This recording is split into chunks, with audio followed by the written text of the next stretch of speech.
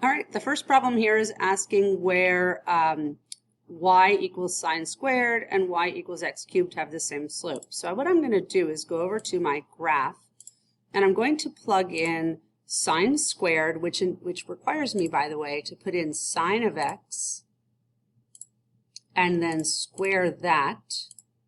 And I do have the first derivative of that. I'm going to highlight it because I do want to see that. I'm going to unhighlight my function, so I don't want to see that. I'm going to leave this second derivative here because I like it to be there for the next time I need it. But now I'm going to go to y4, and I'm going to plug in the function x cubed. And then I want the derivative, oops, didn't do that right. I'm going to type in x cubed. Then I'm going to type in the derivative of x cubed. So I go to alpha f2, go to n deriv, numerical deriv, choice 3. I'm going to differentiate with respect to x, and I'm going to differentiate the function that's in y4. So I go to alpha, trace, and I choose y4. And then I say x equals x, so it graphs it for every single x value. And what I want to do is leave this turned on so I can see that graph, but I don't want to see my x cubed graph, so I turn that one off.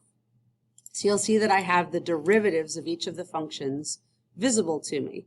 And I'm going to do a zoom 6 because I have absolutely no idea what my window needs to be. And of course, I'll hit pause while this graphs.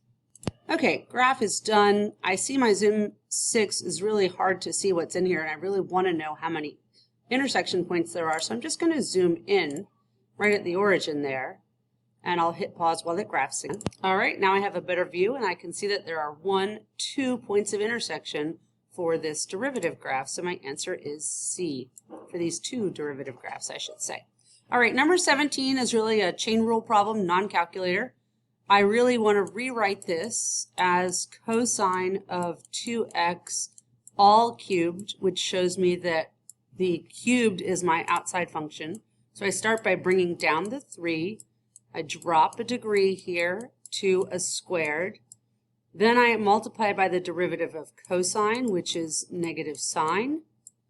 Leave the 2x intact, and then multiply by the derivative of 2x, which is 2.